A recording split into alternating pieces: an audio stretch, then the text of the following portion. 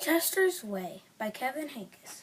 Chester had his own way of doing things. He always cut his sandwiches diagonally. He always got out on the same side of bed. And he never left the house without double knotting his shoes. Chester always had the same thing for breakfast, toast with jam and peanut butter. He always carried a miniature first aid kit in his back pocket, just in case. "You definitely have a mind of your own," said Chester's mother. "That's one way to put it," said Chester's father. Chester's best friend, Wilson, was exactly the same way. That's why they were best friends. Chester wouldn't play baseball unless Wilson played, and they never swung the first pitch or slid head first. Wilson wouldn't ride his bike unless Chester wanted to, and they always used hand signals. If Chester was hungry, Wilson was too, but they rarely ate between meals. "Some days I can't tell those two apart," said Wilson's mother. Me either," said Wilson's father. Chester and Wilson and Chester. That's the way it was.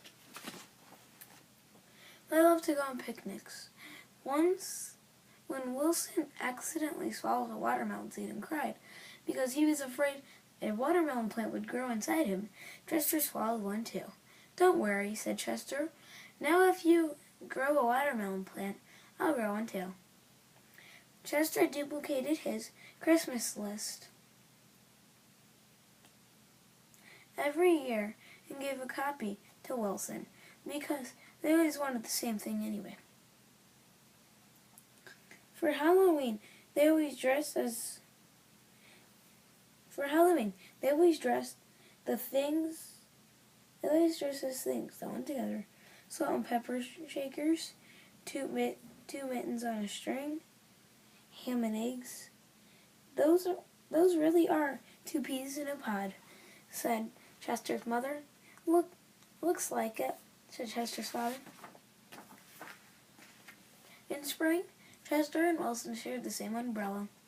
In winter, they never threw snowballs at each other. In fall, they raked leaves together.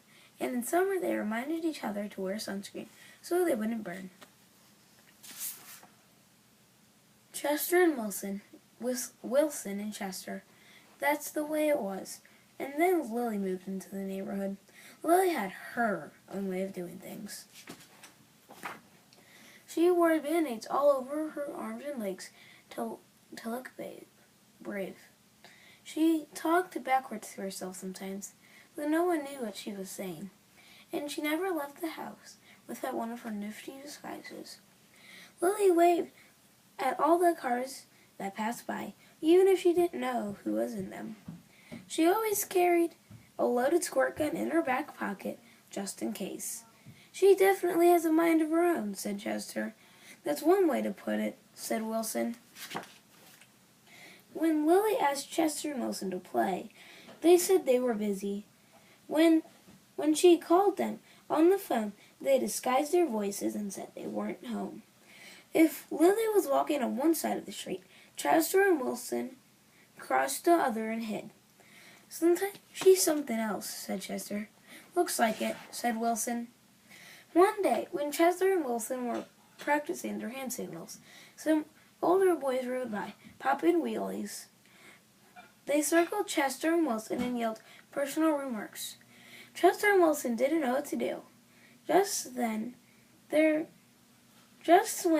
they were about to give up hope, a fierce-looking cat with horrible fangs jumped out of the bushes and frightened the older boys away. "And are you who I think you are?" Chester said to the cat. "Of course," the cat replied. "Thank you, Lily," said Chester. You're welcome, Chester," said Lily. "Thank you, Lily," said Wilson. "You're welcome, Wilson," said Lily. I'm glad you were wearing a disguise," said Chester. "And I'm glad you also had your squirt gun," said Wilson. "I always do," said Lily, "just in case." Afterward, Chester invited Lily over for lunch. "You have a Muscle Mouse cup?" said Lily. Of course, said Chester. I do too, said Lily. Same here, said Wilson. Chester and Wilson cut their sandwiches diagonally. Lily asked Chester's mother if she had cookie cutters, and she made stars and flowers and bells. That's neat, said Chester. Wow, said Wilson. That night, Lily invited Chester and Wilson to sleep over. You have a night light, said Chester. Of course, said Lily. I do too, said Chester. Same here, said Wilson. Chester and Wilson wanted toast and jam with peanut. Chester and Wilson wanted toast with jam and peanut butter for breakfast the next morning. Boring, said Lily. Try this instead.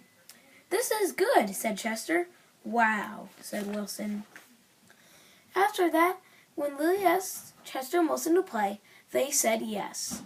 When she called them up on the phone, they had pleasant conversations. And if Lily was walking on one side of the street, Chester and Wilson waved and ran to catch up with her. Chester and Wilson taught Lily hand signals, and she taught them how to pop wheelies.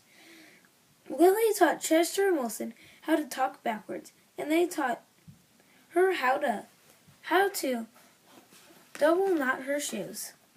Some days I can't tell those three apart, said Lily's mother. Me either, said Lily's father. Chester and Wilson and Lily.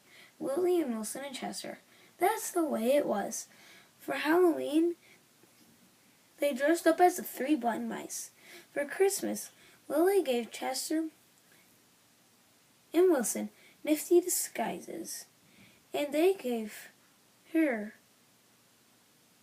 a box of multicolored shoelaces, extra long for double knotting. They loved to go on picnics. When Chester and Wilson told Lily about how they each swallowed a watermelon seed. Once, Lily swallowed 3 of them. I'll grow a watermelon plant for each of us, she said. In spring, Chester, Wilson, and Lily shared the same umbrella. In winter, they never threw snowballs at each other. In fall, they raked leaves together. In the summer, they reminded each other to wear sunscreen so they wouldn't burn. Chester and Wilson and Lily. Lily and Wilson and Chester.